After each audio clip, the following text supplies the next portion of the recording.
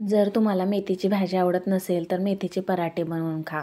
सकाळच्या नाश्त्यासाठी मेथी पराठा उत्तम पर्याय आहे, कारण तो पोटभरीचा नाश्ता आहे. चटणी किंवा दहीसोबत मेथी पराठा म्हणजे एक परिपूर्ण मेजवानीच आहे. तर मी घेऊन आली तुमच्यासाठी एक सोपी रेसिपी. आणि ही मेथीची भाजी वगैरे मी इथे बारीक चिरत नाही बसलेली आहे. तर मेथीची भाजी निवडून स्वच्छ अशी धुवून घेतली आणि अगदी थोडंसं हलकंसं पाणी यामध्ये ॲड करून ही भाजी जी आहे ती शिजवून घेतली आणि गार करायला ठेवलेली आहे थोडीशी.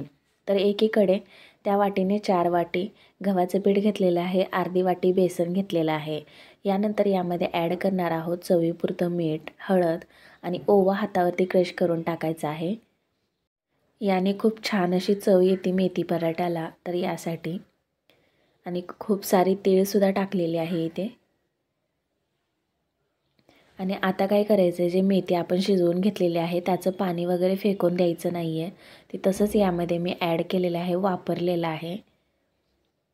यानंतर वाटणसुद्धा यामध्ये टाकूया. आलं, लसूण, कोथिंबीर आणि हिरव्या मिरच्या टाकलेल्या आहेत आणि हे मिक्सरला वाटून घेणार आहोत. मिक्सरला वाटून घेतल्यानंतर तुम्ही बघू शकता किती मस्त ही बारीक अशी पेस्ट तयार झालेली आहे. म्हणजे बारीक मेथी कापत बसायची काहीच गरज नाही आहे. तर हे जे सर्व मिश्रण आहे ते आपण या पिठामध्ये ॲड करूया.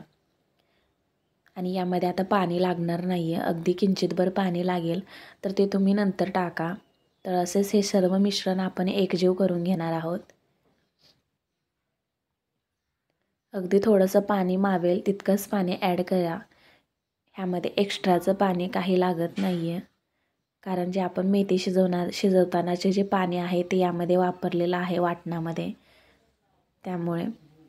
तर पिठाचा गोळा मळून झालेला आहे, तुम्ही इथे बघू शकता. तर याचे आपण पराठे बनवून घेऊया. तुम्ही छोटा किंवा मोठा ह्याचा पराठा बनवू शकता. तर अगदी मी एवढा पिठाचा गोळा घेतलेला आहे आणि ह्याचे जे पराठे आहेत ते लाटून घेते आहे. अगदी हा पराठा खूप जाडसरही नाही ठेवायचा आणि खूप पातळही नाही ठेवायचा. तर मीडियममध्ये हा पराठा मी ते लाटून घेतलेला आहे. आणि एकीकडे तवासुद्धा गरम करायला ठेवलेला आहे.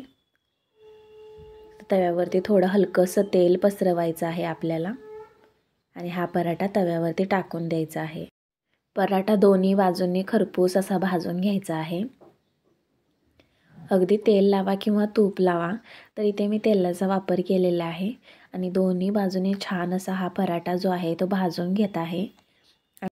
हा मेथी पराठा जो आहे ना, दही किंवा चटणीसोबत खूप भारी लागतो. तुम्ही नक्की बनवा आणि कमेंट्स करून सांगा.